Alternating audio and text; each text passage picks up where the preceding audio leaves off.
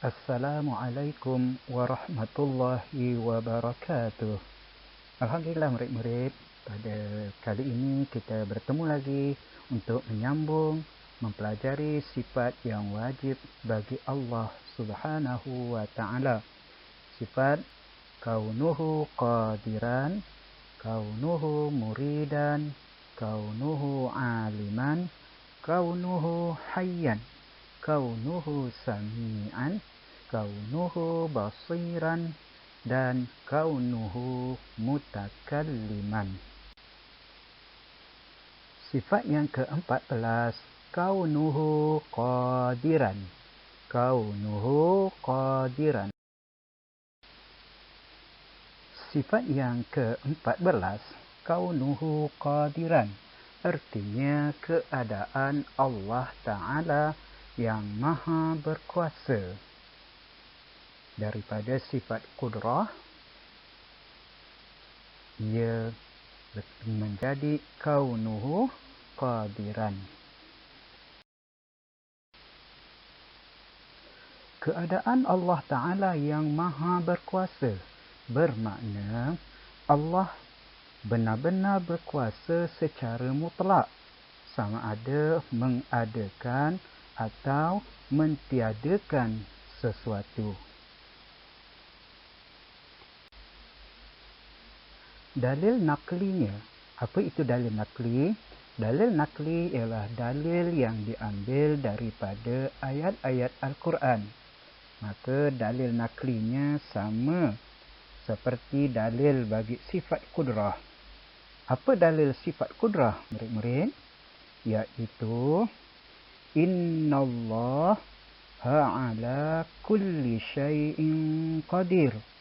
Innallaha ala kulli syai'in qadir. Sesungguhnya Allah maha kuasa atas tiap-tiap sesuatu. Sifat yang ke-15, murid-murid, ialah kaunuhu muridan. Kaunuhu muridan. Seterusnya, sifat kaunuhu muridan. Kaunuhu muridan. Apa artinya? Artinya keadaan Allah Ta'ala yang maha berkehendak. Yang maha berkehendak. Daripada sifat iradah, yang bererti berkehendak. Keadaan Allah Ta'ala yang maha berkehendak bermakna Allah Ta'ala benar-benar berkehendak secara mutlak untuk menentukan sesuatu perkara.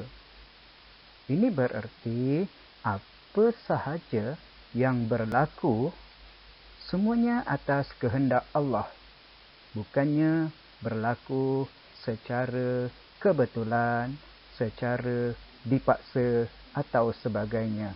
Artinya, semuanya itu adalah atas kehendak Allah Subhanahu wa ta'ala. Tidak siapa yang boleh memaksa Allah. Begitu juga, murid-murid, termasuk dalam erti kata Allah berkehendak ialah Allah Subhanahu wa ta'ala tidak pernah melaksanakan satu perkara dengan tidak sengaja, terlupa ataupun dipaksa. Maka dalil naklinya ialah sama seperti dalil sifat al-iradah, iaitu inna rabbaka fa'alul lima yurid. Surah Hud ayat 107. Sesungguhnya Tuhanmu maha kuasa melakukan apa yang dikehendaki. Sifat yang ke-16 ialah kaunuhu aliman. Kaunuhu aliman. Seterusnya sifat yang ke-16, kaunuhu aliman. Artinya keadaan Allah Ta'ala yang maha mengetahui. Daripada sifat ilmu, yaitu maha mengetahui. Keadaan Allah Ta'ala yang maha mengetahui bermakna atau bermaksud Allah benar-benar mengetahui secara mutlak semua perkara sama ada yang telah, yang sedang dan yang akan berlaku. Semuanya Allah mengetahui. Segala perkara sama ada yang telah berlaku, yang sedang berlaku dan yang akan berlaku. Dan dalil naqli bagi sifat kaunuhu aliman sama seperti dalil sifat al-ilmu. Ya murid-murid, ingat lagi tak apakah dia dalil sifat ilmu? Firman Allah Ta'ala, wallahu bikulli syai'in alim. Wallahu bikulli syai'in alim, daripada suratun Nisa ayat 176. Artinya, dan ingatlah Allah maha mengetahui akan tiap-tiap sesuatu.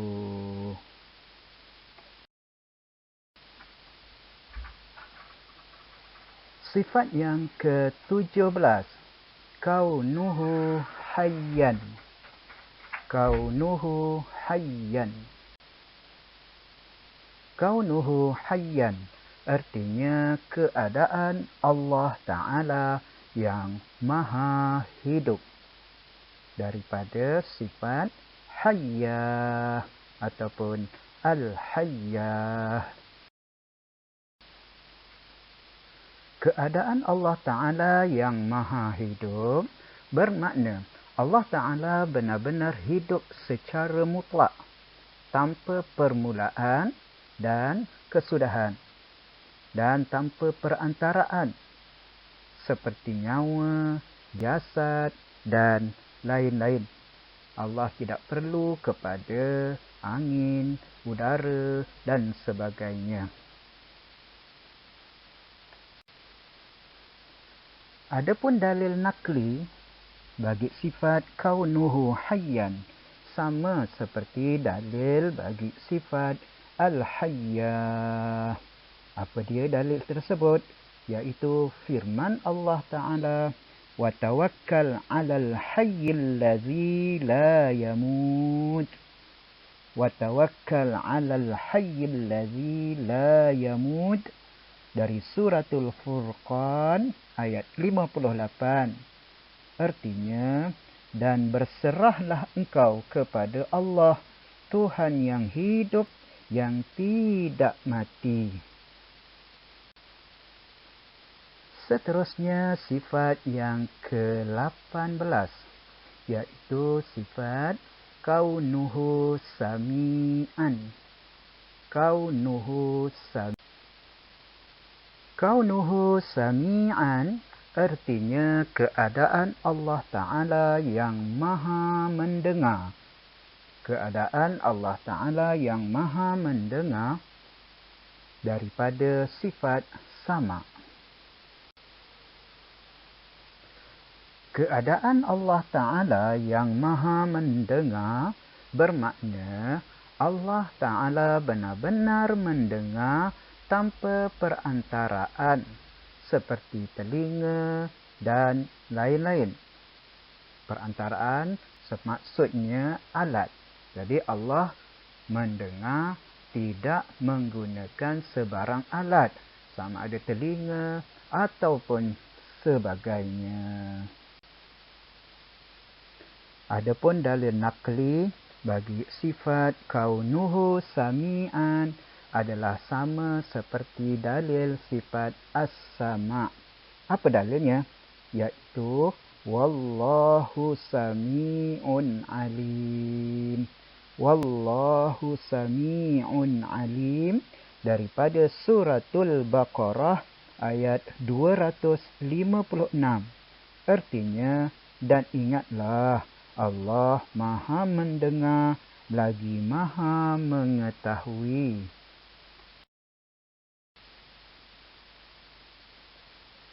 Sifat yang ke-19, kaunuhu basiran. Kaunuhu basiran.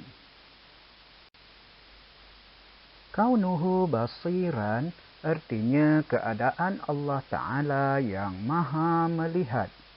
Keadaan Allah Ta'ala yang maha melihat. Daripada sifat al-basar yang bermakna Allah maha melihat. Keadaan Allah Ta'ala yang maha melihat bermakna Allah Ta'ala benar-benar melihat secara mutlak tanpa perantaraan seperti mata dan lain-lain. Jadi murid-murid, seperti mendengar, Allah tidak perlu kepada alat, maka melihat juga Allah tidak perlu kepada alat seperti mata, cermin mata, teropong dan sebagainya. Ini bermakna Allah melihat segala-galanya. Adapun dalil naqli, sifat kaunuhu basiran adalah sama seperti dalil bagi sifat al-basar. Apa dia dalil bagi sifat basar itu murid-murid? Yaitu firman Allah Ta'ala, innahu bikulli syai'in basir, daripada suratul Mulk ayat 19. Innahu bikulli syai'in basir. Sesungguhnya ia melihat serta mengetahui akan tiap-tiap sesuatu. Ya, sifat yang ke-20. Sifat yang terakhir yang wajib kita ketahui satu persatu, iaitu kaunuhu mutakalliman. Kaunuhu mutakalliman. Kaunuhu mutakalliman artinya keadaan Allah Ta'ala yang maha berkata-kata. Daripada sifat al-kalam. Al-kalam. Keadaan Allah Ta'ala yang maha berkata-kata bermakna Allah Ta'ala benar-benar berkata-kata tanpa perantaraan seperti lidah, bibir dan lain-lain.